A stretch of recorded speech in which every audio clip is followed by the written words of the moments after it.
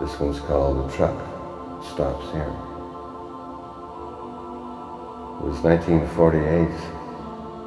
I'm Harry Harrelson, truck driver. I was driving for 14 hours, kind of hallucinating, doing one of the biggest scenes that truck drivers should not be doing.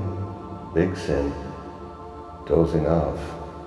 The cab in my window morphed into the old bay window on the farm years and years ago. I was looking deep into that pine forest. I heard wolves howling. I snapped out of it. I must have moved onto the side of the road out of it. I realized I got to get myself a coffee. Above me was a Bible black, starlit sky. To the right and left, deep pine wood. I looked in my rearview mirror. I could see a small car coming, moving up pretty quickly to my left. Moved up on beside me. I could see him trying to gesture me to roll my window down. I rolled it down. "Yeah, son." He said, "You better stop and get yourself a coffee, sir." And he put pedal to the metal and he was off over the highway. I said, "I think he must have been following me. He's right, I do have to have a coffee." I just came over the hill. There he was, stopped right in front of me, almost jackknifed. I was up on this steel horse. I'm telling you, my rig was seeing Bible black skies, and pine woods and Bible black skies, and I landed, luckily, on some old kind of logging road. You know, I held it for a while. I just idled there for a while. I was in shock. This man should have killed me. He could have. There was a storm on the way.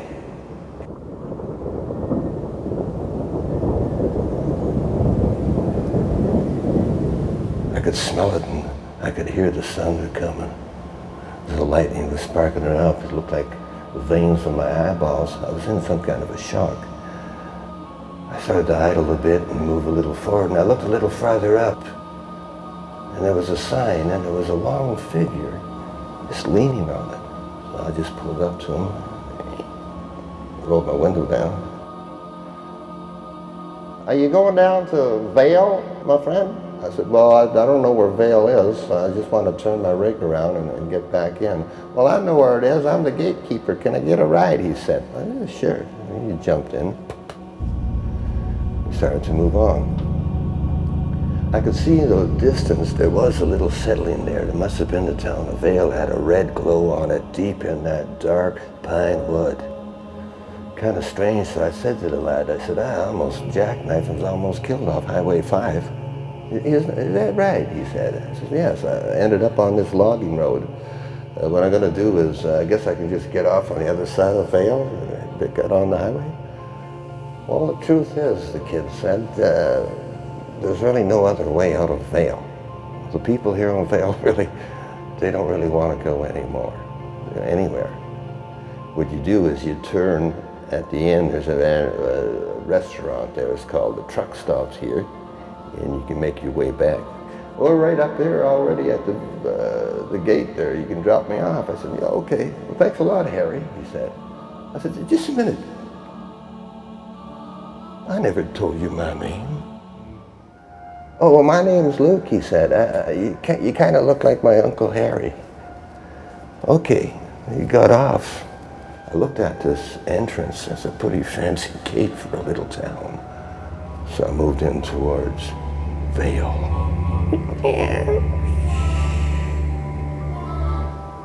The town of Vale, nestled in that green, reddish glow underneath that pine wood. Kind of strange places. Look at this place, Sleepy's Funeral Parlor and Coffee Emporium. What's this one? Flowers by Reaper. Oh my God, neon Reaper, you know, the death symbol. He's got some flowers in his hand. This is a strange place. Oh my God. A hearse, dark candy apple red hearse pulled in front of me. Moved on to the left down the very next road.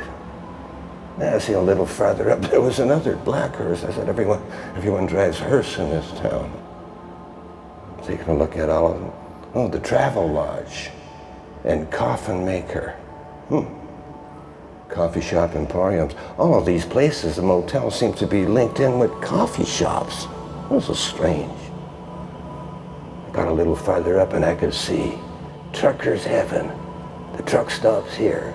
There's a couple of rigs in the park, so I parked in behind them. And I got out and I walked towards the truck stops here, restaurant, cafe, and funeral emporium. Anyways, I opened the door. I stepped in. Right before me was a man, almost looking like an Abe Lincoln. The half loves the whole thing. He says, "Good evening, sir." I looked around. Everything was lit with candles and kerosene lamps. It looked more like it was a funeral parlor, coffee shop combined. The man says, "Can I get you a coffee, Harry?" I said, "Yeah, make it a..." I said, "Just a moment now. I never told you my name, sir. And I never told the kid that I dropped off." "Why, did you see Luke?" I said, "Yes, I did." "Was he at the fence? At the gate?" "No, he was a little farther in the bush." He tends to wander into that nature. "I'll be right back with your coffee." "You never told me about it. How you know my name, Clyde?" "I'll be right back." And he walked into a door that was closed and he disappeared. I said, "Look at this, is crazy. Why did I even call him Clyde?" I must be in shock or half asleep because this is strange. I started looking on the walls and there was above them were these pictures and there was a big title that said, "Truckers Heavens, Committee and Groups." I started walking close, taking a look. There were pictures. People almost like uncles that I might have known. Let's see this one. Charles Brown, deceased 1947. I remember him. He wrote for the rigs of our competition. Jackknife off the other side of the Highway 5. I kept walking a little farther. Oh my God, there's another one. James Hillman, 1897, that's going way back. He doesn't even have what they got are horses and rigs and all kinds of stuff for transporting. Finally I came and I saw there was a little room in there and I looked in and there was an old lady in a coffin with a little orange light, no visitors. I kept walking. More and more pictures, all different years, 1937, Jack Smith's, jackknives off Highway 5. I looked in another room and there was another smaller coffin in there. No visitors, very dark and gloomy. I started walking, looking at more pictures. Oh my God, I finally seen it. It was a picture of Harry Harrelson. My, that's me. Jackknife, just outside of Vale, 1948. "You're dead, Harry." I looked around, it was Luke. The old lady and the old man had come out. "You're dead, Harry." I started running. I was looking through the windows as I was going. I could see my rig out there.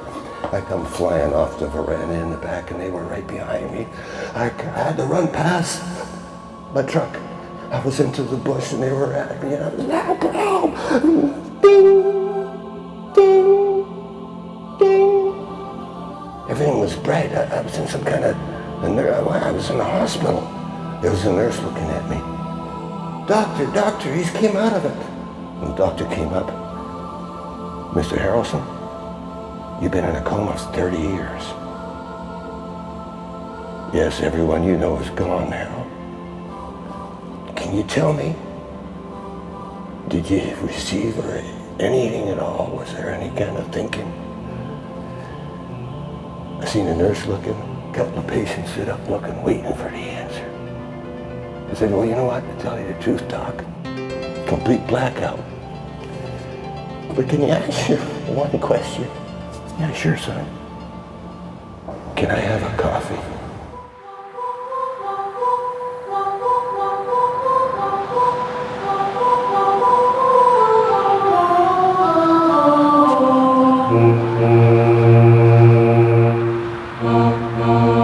You're listening to Not even that is Theater of the Mind. Strange Day series. Sleep tight.